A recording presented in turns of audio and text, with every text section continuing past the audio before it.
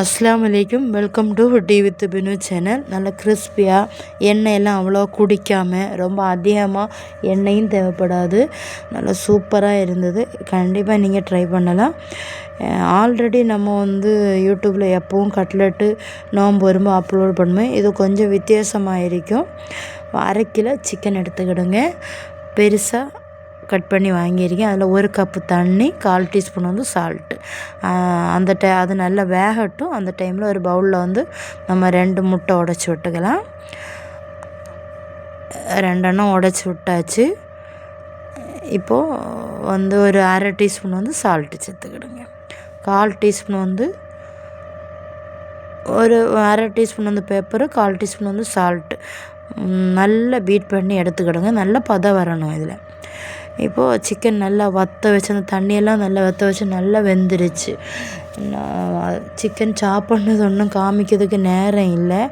அதனால் நம்ம மிக்சியில் வலது சைடு அடிக்கிறதுக்கு இடது சைடு பல்ஸு போட்டு எடுத்துக்கிடுங்க. நல்லா சாப் பண்ணி எடுத்தாச்சுன்னா அது சாப்பிடும்போது நல்ல டேஸ்ட் இருக்காது. இப்போ வதக்கிறதுக்கெல்லாம் நிறைய எண்ணெயெல்லாம் விடக்கூடாது. 1 டீஸ்பூன் கோகோனட் ஆயில், அதுக்கப்புறம் ஒரு ஆனியன் பொடி பொடியாக கட் பண்ணது, நம்ம சாப் பண்ணது, சிக்கன், மல்லி இலை சேர்த்துக்கிடுங்க. 1/2 டீஸ்பூன் பெப்பர். இப்போது கறி மசாலா கடையில் கிடைக்கும் 10 ரூபா பாக்கெட்டு. அது இதில் சேர்த்தா போதும். வேறு ஒன்றுமே இதில் சேர்க்க வேண்டாம். காரம் வேணும்னா ஒரு 1/4 டீஸ்பூன் வத்தல் மிளகு பொடி இதில் சேர்த்துக்கிடுங்க. இல்லை காரம் வேண்டாம், அந்த பெப்பரே போதும்னா அப்படி கூட நிப்பாட்டிக்கலாம். இங்கே குழந்தைங்க எல்லோரும் கொஞ்சம் காரமாக தான் எதுவுமே சாப்பிடுவாங்க.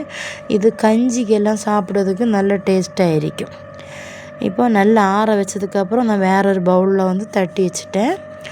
ஒரு நாளத்துக்கு முன்னாடியே கட்லெட்டு செய்யணும்னு உருளைக்கிழங்கு நல்லா வேக வச்சு எடுத்து வச்சு, ஆனால் டைம் இல்லாததுன்னு நான் அது செய்யவே இல்லை.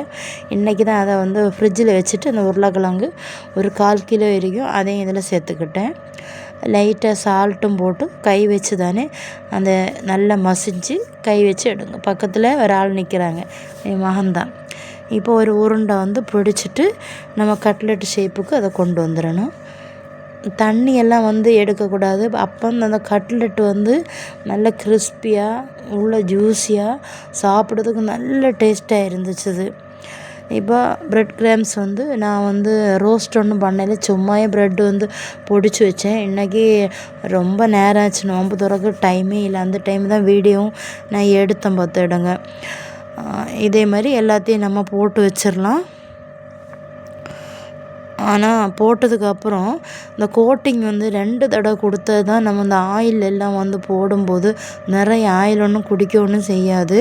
ஆனால் உள்ளே நல்லா கிறிஸ்பியாக இருக்கும், நல்லா டேஸ்ட்டாக இருந்துச்சு. இந்த மாதிரி 2 தடவை கோட்டிங் கொடுத்து நீங்கள் செய்து பாருங்கள். கட்லெட் அவ்வளோ டேஸ்ட்டாக இருந்தது.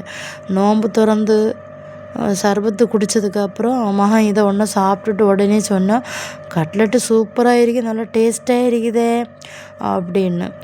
இப்போது கோகோனட் ஆயில் நல்லா ஹீட் பண்ணக்கூடாது, வெறும் மீடியமாக வச்சுக்கிடணும் ஆயில் ஹீட்டு. இப்போது ஒரு 5 எண்ணம் நான் போட்டாச்சு. போட்டுட்டு ஒரு சைடு நல்லா கிறிஸ்பியானதும் மறு சைடு திருப்பி போட்டாச்சு. ஆனால் ஸ்டவ் ஸ்லோவாக தான் வச்சுக்கிடணும். இப்போ எல்லாம் வெந்துருச்சு. நம்ம ஒரு பிளேட்டில் மாற்றி வச்சிடலாம். இப்போ ஒரு 4 எண்ணம் மீதி. நான் இன்னும் இதை பொரித்து இதை போட்டாச்சுன்னா அது அப்படியே பிளேட்டில் தான் இருக்குது. நோம்பு நேரம் ஆனதுனால நான் 4 எண்ணம் சிப்லா கவரில் போட்டு வச்சேன். இன்னொரு நாளோ இல்லைன்னா மறுநாளோ நமக்கு சாப்பிடணும்னு தோணும்போது நம்ம இதை எடுத்து ஃப்ரை பண்ணலாம். இப்போ நான் ஃப்ரை பண்ணி எல்லாம் கெச்சப்பும் வச்சு சாப்பிட போகிறேன். நோம்பு திறக்க நேரம் ஆச்சு. கண்டிப்பாக ட்ரை பண்ணுங்க.